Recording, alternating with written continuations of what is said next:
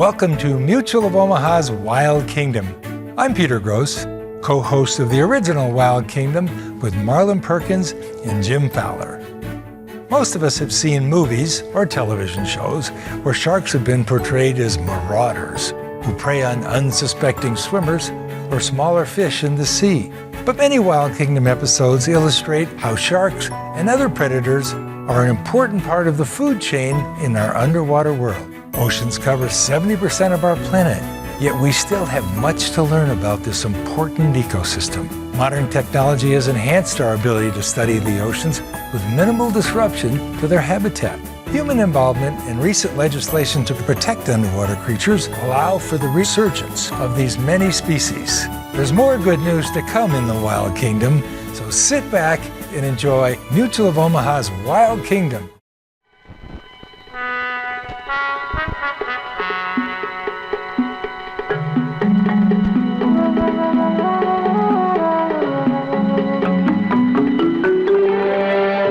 Mutual of Omaha's Wild Kingdom is presented by Mutual of Omaha.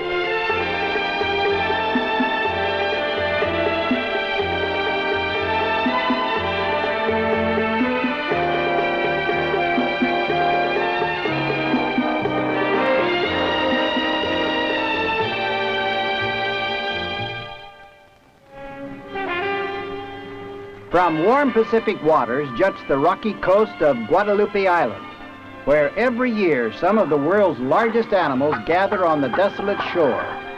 Elephant seals. This crowded beach is one port of call on a voyage to adventure, and a huge elephant seal is the target for a capture net. Welcome to Mutual of Omaha's Wild Kingdom. Of all the countless animals of the sea, the elephant seal is one of the most impressive. A giant whose weight may approach 3 tons, it is the largest of all the seals. Catching one is a real challenge. And when Stan Brock and I were invited to join a capture expedition searching for elephant seal, we eagerly accepted.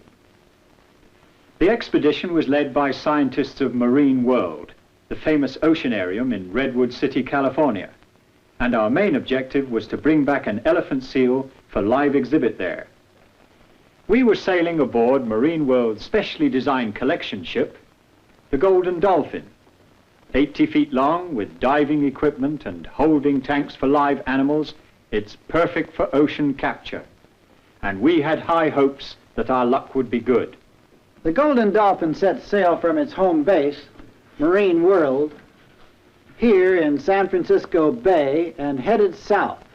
Stan and I met the ship at the Bay of Cape San Lucas, where the Pacific Ocean joins the Sea of Cortes. We're exploring in Mexican waters, and our mast now carries the national colors of Mexico. We'll be going underwater soon, right after our daily ritual of feeding the seabirds that assemble off our stern. Brad Baru, general manager of Marine World, has anchovies on the menu, and the pelicans and gulls seem to be enjoying the free dinner.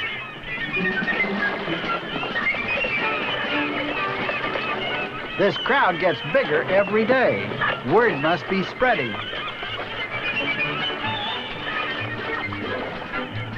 This afternoon, we'll dive at the rocky tip of Cape San Lucas, and it's time to get underway. At the helm is the Golden Dolphin's captain, Charles Bowie. The day is bright and the sea is calm, perfect for diving. There's our objective, Bishop Rock.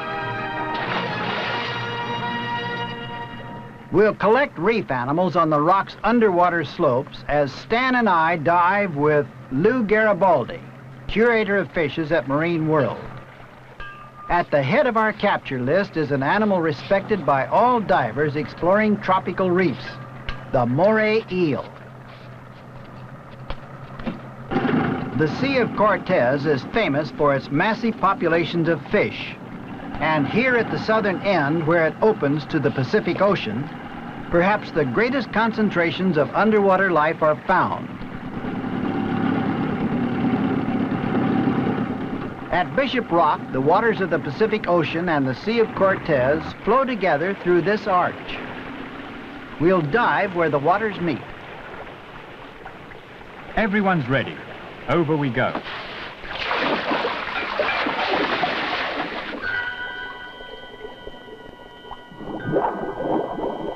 We'll head straight for the rock. This should be a pleasant dive. The water's warm, crystal clear, and full of life. A school of snappers and some surgeonfish wearing bright tropical colors.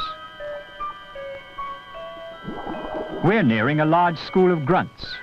Huge schools of fish are sometimes seen in the Sea of Cortes, stretching for 10 miles or more.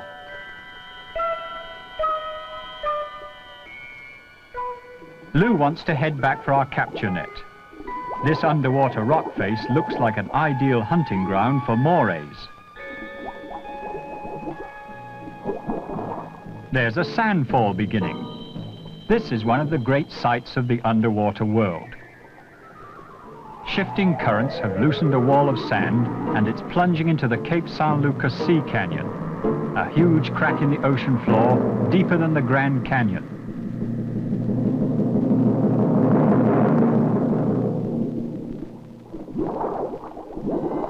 Still no sign of morays, but there's plenty of other life.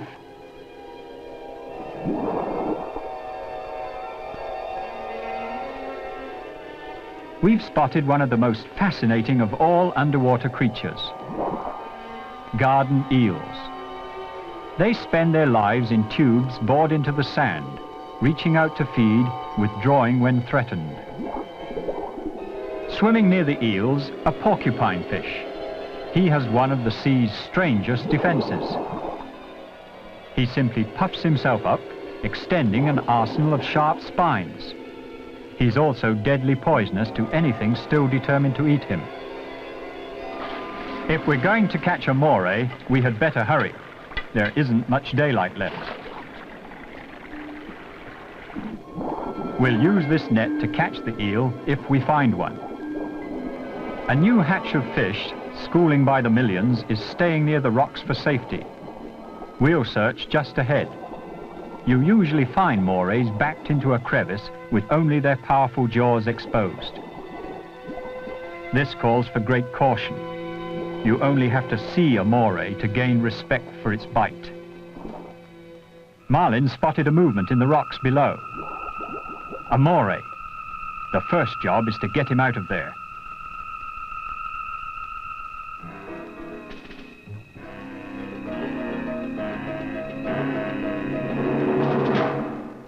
He's moving off. We'll have to stay with him or lose him for sure. He blends in perfectly with the background.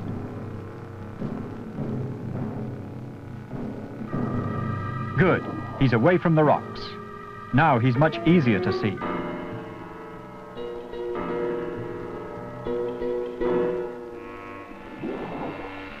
Once those jaws clamp down, they don't let go. A diver could drown, caught in a moray's death grip. But it's purely a defensive measure on the eel's part. And if you're reasonably careful, they are no great danger. The whole idea is to avoid those jaws. Some morays are poisonous, but this one just packs a vicious bite.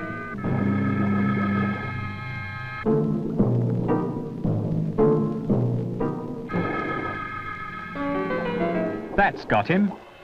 He'll soon be in a capture tank on the Golden Dolphin as we head back to search for more underwater life at Bishop Rock. We had begun to explore the underwater world around Bishop Rock, and though the hour was growing late, there was much more to see. Daylight is fading and we haven't much time left, so we'll split up and explore on our own. The variety of life in these warm waters is amazing. There are some 700 different species of fish in the Sea of Cortes. The water ahead is glittering with a large school of small fry.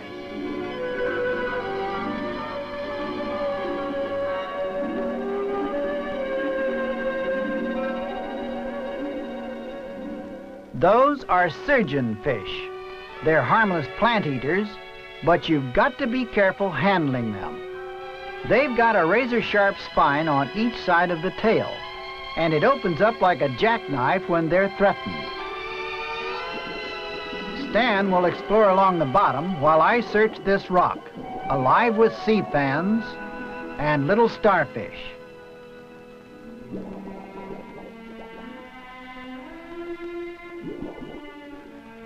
There's a small school of fish ahead. Snappers. I've never seen so much sea life in such concentration. This is an underwater Eden.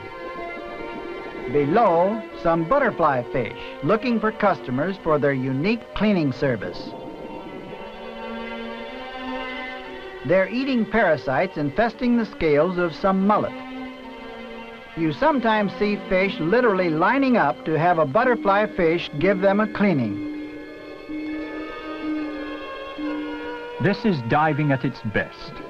The visibility is excellent and there are fish everywhere, many of them quite exotic. A pompano. The angelfish are especially striking.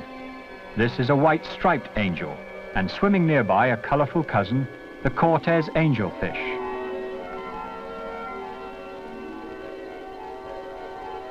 The water below is alive with a large school of snappers, thousands and thousands of fish.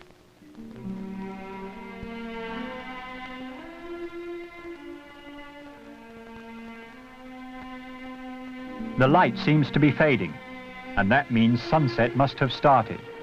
It's time to head back to the skiff.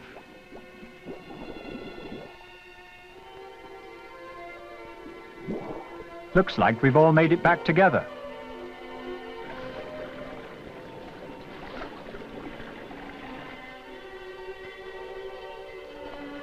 The sun will be down quickly, so we'll return to the Golden Dolphin, but only for a short stay. Lou Garibaldi has planned a nighttime dive into the pitch-black waters of the Sea of Cortes.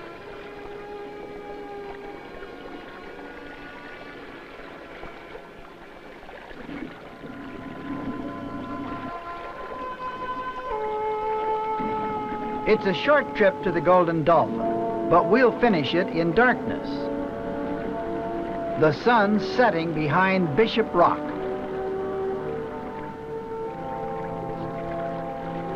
Our equipment is ready, strong lights and capture nets. When you dive at night, you may find daytime fish asleep and much easier to catch. And some underwater animals only come out in darkness. If you want to see them, you have to go down after sunset. For safety, we'll dive near the Golden Dolphin. It'll be easy to spot when we come up.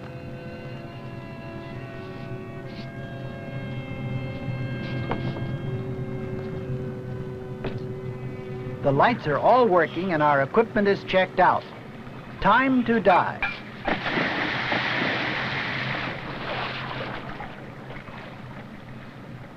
You get a tremendous feeling of isolation diving at night. You're suspended in inky blackness, and the lights penetrate only a short distance. Soft coral. This is something you can't see in the daytime. It opens up only at night. Here's a hermit crab that must be a little surprised to see us. These animals protect their soft bodies by finding an empty shell and moving in. It works just fine till they grow several sizes larger. Then they've got to go house hunting again. It won't be long till this fellow will need larger quarters. The crab's got a neighbor, a red starfish.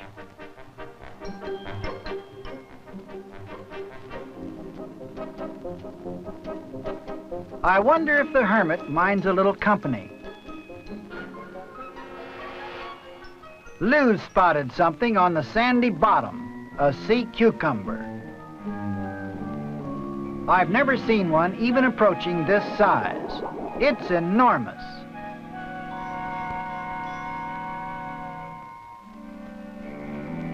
sea cucumbers slide along the bottom, picking up the organic ooze covering the seafloor with their tentacles and eating it like a child licking cake icing off his fingers.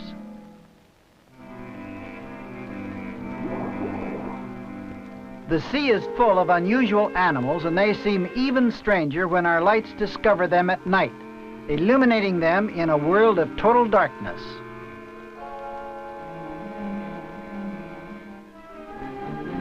A sea turtle, right under stand. I'll try to bring him back to the ship. He'll be a handsome exhibit at Marine World.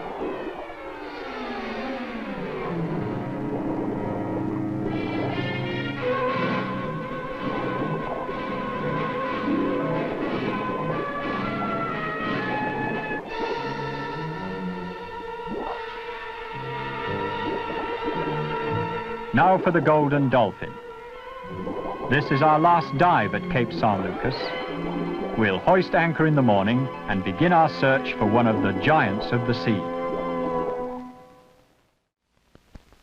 The Golden Dolphin raised anchor and set sail for Guadalupe Island, some 600 miles to the north. After a journey through calm seas, we neared our destination.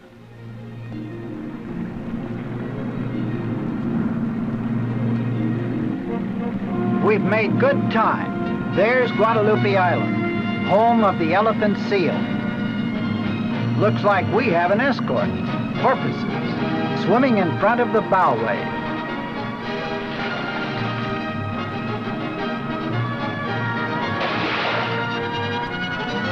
Captain Bowie slows the engines as we approach the island. We can't come any closer to the rocky shoreline.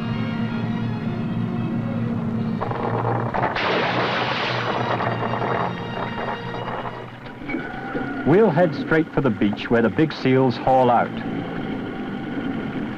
Some California sea lions are disturbed by our arrival.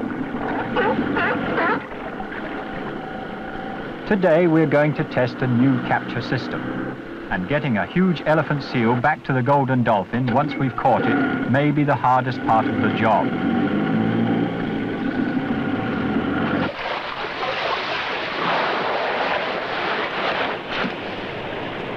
Our first problem is catching the seal. Marlin takes his position just offshore as we move to the rookery. Elephant seals, largest of all the seals and one of the biggest animals in the sea. In the heat of the noon sun, they're quite lazy. Mike Stafford, curator of mammals at Marine World, wants to take back a large seal, but he thinks this bull is probably too big. I'll wait at the water's edge as Mike herds the animals towards the sea. The success of our capture system depends on catching the seal just as it enters the surf.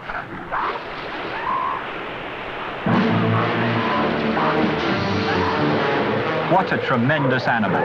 He must be 20 feet long.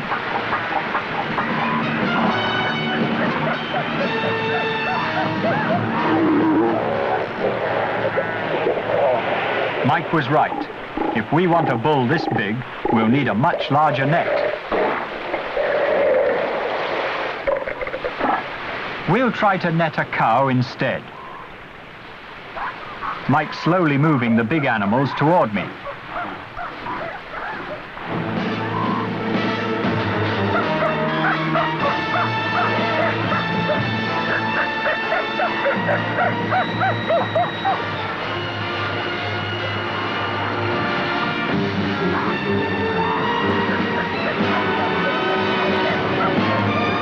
We can draw the net tight once I cut the hoop free.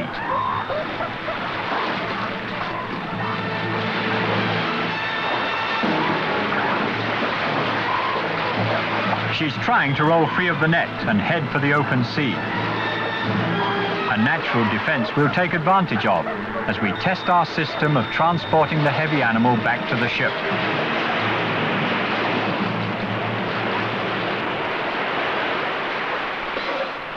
One end of a nylon rope will be attached to the seal, and I'll take the other end out to Marlin's skiff.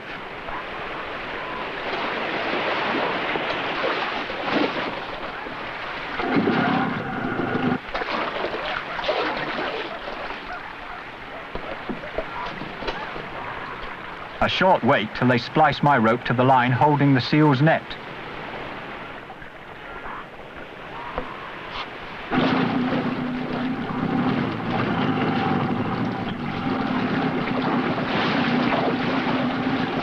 Now we've got a line leading from our boat to the seal. She's swimming to open water, where we can tow her to the Golden Dolphin.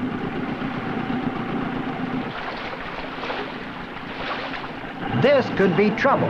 Her head's through the net. Stan had better take a closer look.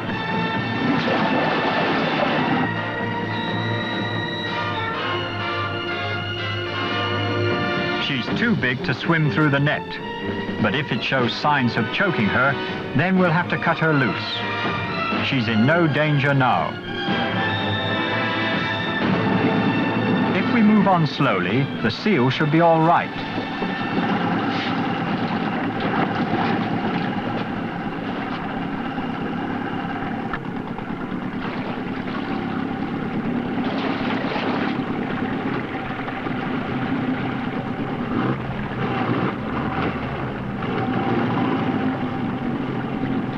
Now for the last job, getting the seal aboard ship.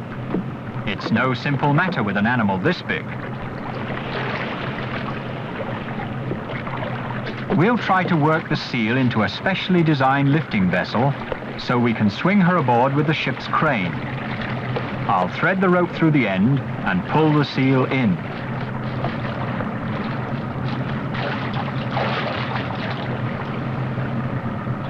She seems to be in excellent shape. I'll give her plenty of room. Ship's engineer Ole Christiansen's ready at the winch controls, and the seal's in. Now to hoist her aboard.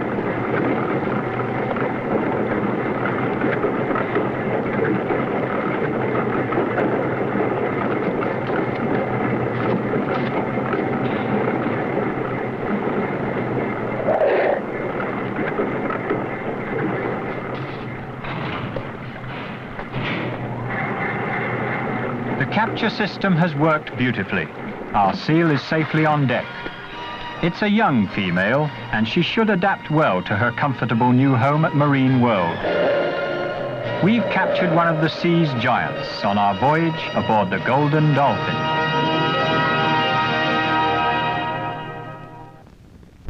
The elephant seal had a comfortable trip aboard the Golden Dolphin as the ship returned to San Francisco Bay and the seal's new home at Marine World. On our voyage, we saw only a small fraction of the incredible variety of life found in the oceans and seas of the world. Today, much of that marine life is being threatened with destruction. Our polluted rivers continue to empty into the sea, and vital balances have already been dangerously upset in our coastal waters. Now even the deep ocean is being affected by the spreading contamination. Time is short, and ways must be found to protect the irreplaceable life of our seas, a unique and beautiful part of the wild kingdom. Has presented Mutual of Omaha's Wild Kingdom.